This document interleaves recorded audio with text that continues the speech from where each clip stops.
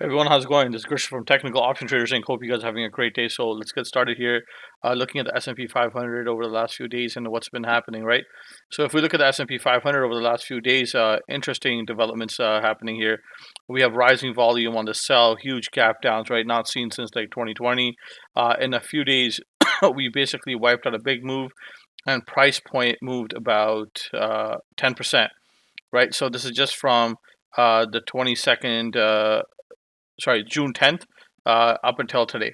Okay, so we're down about 10% here, and the market is still heading lower. So today is a consolidation day, or an inside day as we call it, because we have the FMOC meeting tomorrow. So ahead of the Fed, the market is undecided, right? So there's a lot of talks that we're going to do a 0.75 basis point increase. If that does happen, it'll be interesting to see how S&P 500 reacts to that news. Right now, it looks like that is expected.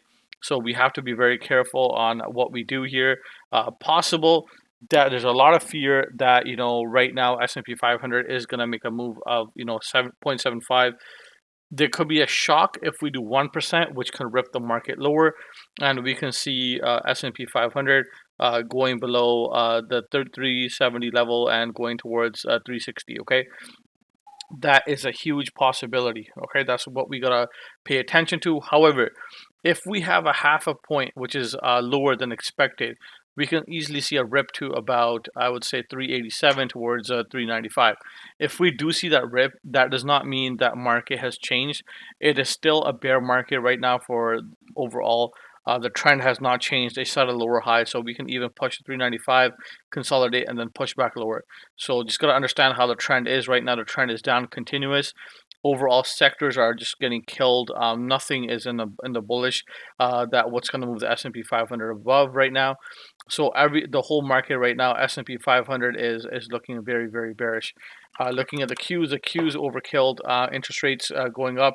If we see a 1 point raise in interest rates, we can see the triple Qs going below 260, very fast. So that is a high probability, and that is a high likelihood of happening. And if it goes below this level, we're very likely to see this level here at 235 on the triple Qs. Right now, the Qs on the 1 hour, unable to get above. We have this gap down, so this gap is holding. So tomorrow, if we have a half point raise, so instead of a 0.75, that is going to be absolutely massive. Okay, so if we get that, that is going to raise it. Market could run up, but you got to understand that does not mean the structure has changed. That does not mean the trend has changed. That does not mean the sentiment has changed. That means for the time being, yes, or for tomorrow as a day trade, it could be a very good opportunity. But right now, the triple Qs, if you just look at the overall trend, it's just heading lower and lower, right? It's getting absolutely killed. There's an absolute overkill here, okay, on the triple Qs. So I do expect some sort of bounce or some sort of relief, but it has a lot of levels to the upside, pressures to the downside. If we just look at the weekly and the Qs, head and shoulder pattern formation breaking down here with gaps as well on the weekly. This is not looking very good. This is an important support level for the Qs to hold and get a nice bounce to about 314. If we do get that, otherwise we're going to break down, right? 330 is a really big level for the Qs now. If they don't find a way to work above that, triple Qs are going to be in a huge trouble, and that's something that we're going to have to keep an eye on. So Qs are down about 30%. So even previously in previous corrections or crashes, 30% is like the average. Higher the Qs have gone is which was in 2008, as high as 50%. Okay, so if the Qs right now, if you look at it, they're down year to date 32, and then if they were to go to 50% or 48, 49, right, we'd be around here, which is around the 200 mark for the Qs. Okay, so we'll have to keep an eye on this and see how far it wants to come back down. But I do personally feel like they may stall right here, which is around the 240 mark, and this is where the Qs can start to bounce. And however, the way the market is going, price is being accepted. It's moving down a lot slower. It's not very volatile, so that will be something that we want to keep an eye on. So just so you don't get wrecked up in the market here, okay? IWM looks it's back below, right? Back below this 170. So breakout, retest. It was not able to get above that. Now breakdown below here. It's breaking down this level. This is the COVID highs right here. So 2019 highs is breaking below that again. IWM looking like it's about to, take a heavy correction, right? And looking to go down even further. Right now, it's going down into this big consolidation zone, and this consolidation zone runs from right now 168 to about 143. So if it breaks down, there's multiple gaps that IWM has right about here that can be filled. So that's something that we'll keep an eye on if that does happen. So the first gap fill is around 165. Then the next one is around 157. So we'll keep an eye on this and see if IWM continues to fall and goes through these levels. But tomorrow's decision by the Fed will be a big decision. Okay. Looking at Dow Jones here, Dow Jones, this is like a rounding top for Dow. Okay, it's trying to hold as much as it can, but as you guys can see here, this is not really working out for Dow Jones, right? It's just completely breaking down here. If it breaks below this level right here, which is the 295, we're gonna see a big pull down quickly to 285. So that's a quick 10-point drop, and then we're back to the 2019, back below the 2019 level. So this will be massive for the Dow Jones, right? So moving forward, we have to be very careful. The price action, right? So as this move was happening, price was declining. The volume was declining. So as the volume was coming down, the price was coming down. The volume was rising. So therefore, this action in the Dow Jones to the downside and triple Q, IWM, SPY, it all looks like a confirmation that the market wants to come down further. So that is something that we want to keep an eye on. So the VXX right now, VXX back below this, above this trend line. It wanted to break down here. It just had a nice little run up. It looks like it can go very vertical here, very quick. So we want to be careful of VIX and about what is happening in the market. So VIX, like I said, I want to see it below 20 to have a little bit more confidence to add more to my long-term positions. But right now, that confidence is wavering for me right now. That VIX is back above this, okay?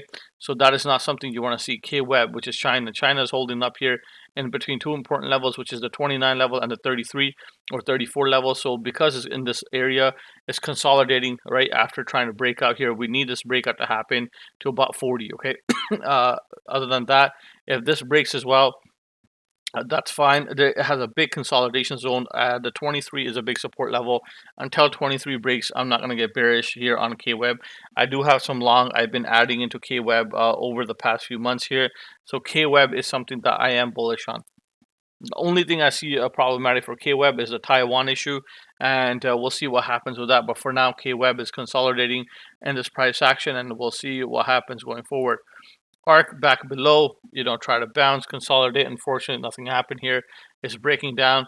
Breaks 34, we're gonna go way lower. Okay, so that's something we want to be mindful of on how we're analyzing this particular market.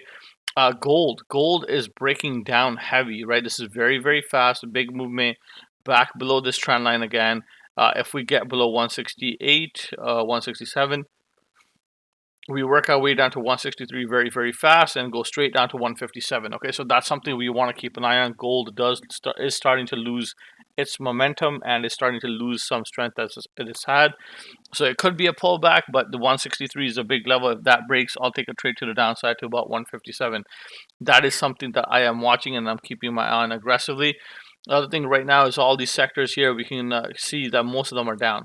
Even utilities, this is a defensive sector. Defensive sectors are getting killed, right? So utilities was leading. So defensive sectors are taking a hit. Commodities took a hit today. It was looking like overstretched anyways. XLE, finally a pullback after being overstretched. Oil and gas, also a pullback as well, right? So this is a nice pullback, but XLE, there's one thing I want to point out here. It is turning at this level right here. Okay, this is absolutely massive. This could be a triple top for all we know. Okay, this is a vertical move turning at this level. If it can't get above the 101, this could be a triple top, and we are going to make an aggressive way down on XLE on energy. Okay, so that's something that is concerning to us. Okay, so looking at Bitcoin overall, Bitcoin coming back down to test this level. And it is holding it so far. We'll see what happens. We want to see a pullback and close above the 28,000 level to consider a long position. But right now in this area, I don't want to touch it. Once it gets back above this level, which is a 28,000 or 29,000 level, once it gets above this, consolidates and breaks out, that's where Bitcoin is bullish. The consolidation and then followed by the breakout and continuous buying pressure. So right now, Bitcoin is not bullish. Most of the market is bearish. Tomorrow's the Fed meeting, so be careful and trade light. I'll see you guys tomorrow.